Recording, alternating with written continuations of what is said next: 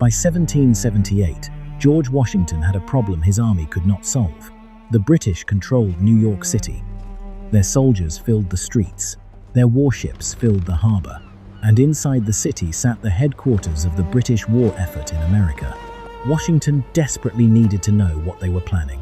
But getting someone inside was one thing. Getting them back out alive was something else. 2 years earlier, one of Washington's young officers had crossed behind British lines to gather intelligence. His name was Nathan Hale. The British caught him and hanged him. So when Washington decided he needed a better way to see inside New York, he turned to someone who knew Hale personally, a 24-year-old cavalry officer named Benjamin Tallmadge. Before the war, Tallmadge had been a schoolteacher, and instead of sending another soldier into New York alone, he built an entire chain of people who barely looked like spies at all. A farmer, a merchant, a boatman, a courier, a woman hanging laundry outside her house. They used false names, numbers instead of words, messages written in ink that disappeared from the page. The system became so secret that Washington himself did not know the identities of everyone working inside it, and somehow, for the next 5 years, the British never unmasked a single member of the Culper ring. The strange part is that Tallmadge had never planned to become a spy master. A few years earlier, his life had been books and classrooms. He grew up in Setauket, a small community on Long Island, and entered Yale while still a teenager. There he became close friends with another young student, Nathan Hale. Tallmadge graduated in 1773 and took a teaching position in Wethersfield, Connecticut. Then Lexington and Concord happened, then Bunker Hill, and eventually Tallmadge decided the classroom could wait. When he was offered a place in the Continental Army in 1776, he later remembered that he simply decided to lay aside his books. He went to war. It became personal almost immediately. Tallmadge fought in the Battle of Long Island, where Washington's army suffered a disastrous defeat. His older brother William was captured. According to Tallmadge, William later starved to death in British captivity. Then, only weeks after the battle, Tallmadge's old Yale friend Nathan Hale was captured while spying in British-held New York. He had no sophisticated network waiting for him, no elaborate communication Halt there, system, young man. no reliable State your chain designed business. to protect I his am just identity going if home. something went wrong. The British discovered who he was, and on the 22nd of September 1776, they hanged him. Tallmadge survived, and over the next 2 years, he became very good at something Washington badly needed: reconnaissance. By 1777, Tallmadge was serving with the 2nd Continental Light Dragoons, gathering information near enemy-held territory and working with informants. Sometimes it came from people who could move through places where soldiers could not. And Washington was arriving at the same conclusion. The problem was New York.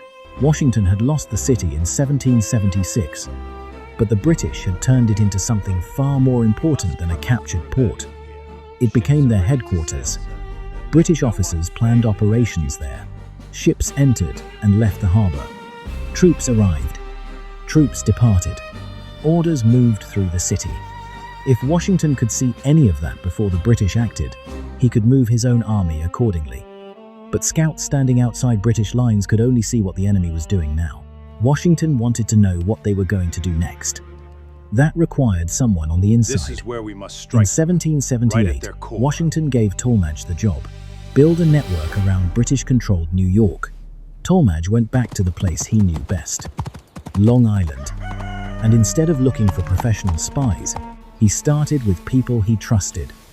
One was Abraham Woodhull, a farmer from Setauket, and someone Tallmadge had known from his youth. Woodhull became one of the central figures in the network. But his real name almost disappeared from the correspondence. He became Samuel Culper. Tallmadge became John Bolton. Later, another agent operating inside New York City, Robert Townsend, became Samuel Culper Jr. That was the first rule of the network. Names were dangerous. Then Tallmadge made the system harder to read. He created a codebook containing 763 numbers. Common words became numbers. Places became numbers. People became numbers.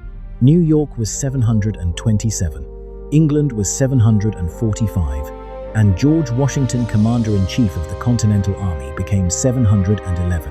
A British patrol could intercept a letter and find pages covered in numbers without immediately knowing whether 711 was a person, a location, or nothing important at all. But Tallmadge had another problem. A coded message was still a message.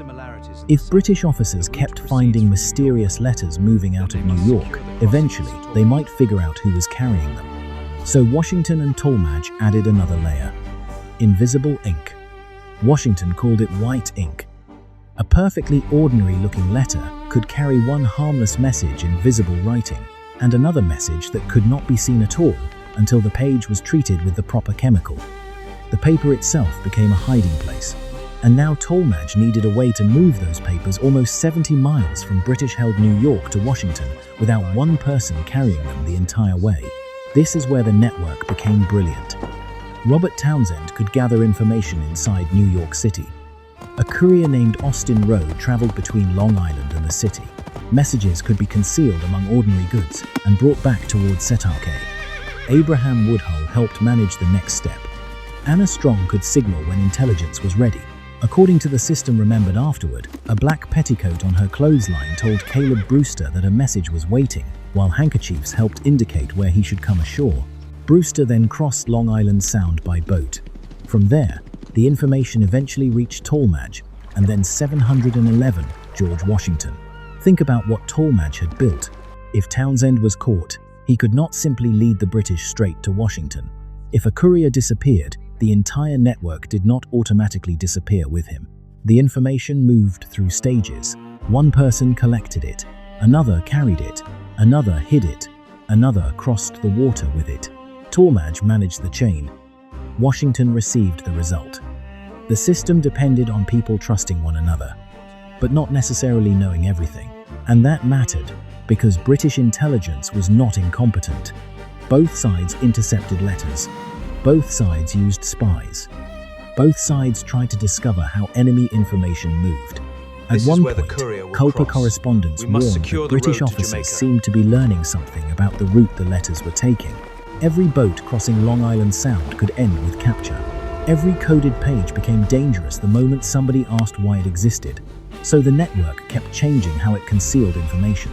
And somehow, it kept working. Then, in 1780, it produced the kind of intelligence Washington had built the entire system to obtain. France had entered the war, and somehow, it kept working. Then, in 1780, it produced the kind of intelligence Washington had built the entire system to obtain. France had entered the war. Culper intelligence warned Washington about British movements connected to an expedition that threatened the French position, so he turned the information into a weapon. Instead of simply trying to stop the British fleet, Washington made the British worry about New York. American forces moved into a threatening position. False information helped create the impression that Washington might attack the city while British forces were away. The British changed their plans. The threatened move against the French was cancelled or recalled. The spies had not fired a shot, but information gathered inside British territory had helped move British ships without ever touching them. And only a few months later, Tallmadge found himself in the middle of an even more dangerous intelligence story. This time, the spy was British. Major John André had been secretly working with one of the most famous officers in the Continental Army, Benedict Arnold. Arnold was preparing to betray West Point to the British. If the plan succeeded, Britain could gain control of one of the most strategically important positions on the Hudson. Then André was captured by American militiamen. At first, the full conspiracy was not understood. There was even discussion of sending the mysterious prisoner toward Benedict Arnold's headquarters. Tallmadge became suspicious. Something about André did not make sense, and Tallmadge helped prevent him from being sent back into Arnold's hands. That mattered. Arnold escaped when the conspiracy began to unravel. André did not. For Tallmadge, the moment must have carried a strange echo. 4 years earlier, his friend Nathan Hale had entered British territory as an American spy. He had been caught. He had been hanged. Now Tallmadge was helping uncover a British intelligence operation inside the American army. The schoolteacher had become one of Washington's most experienced intelligence officers, but the Culper ring kept doing what it had always done best. Almost nothing anyone could see. That may be the most remarkable part of the entire story. There was no moment when the Culper spies marched together in a parade. Most of them never fought side by side. There was no uniform, no flag, no battlefield where Washington could point to them and say, "There is my intelligence service." That was exactly why it worked. Robert Townsend could continue looking like a businessman. Abraham Woodhull could look like a farmer.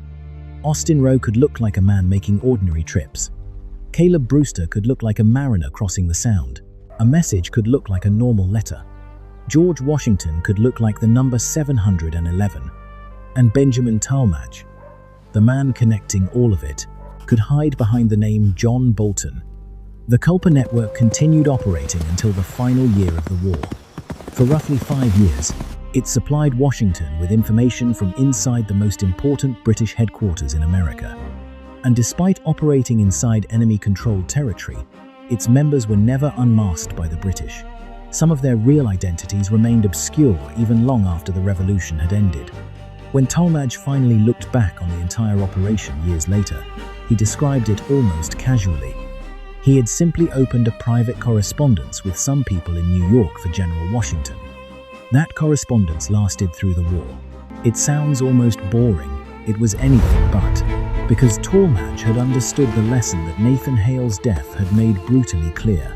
Courage was not enough. A spy who depended only on bravery could be caught. A network had to survive mistakes.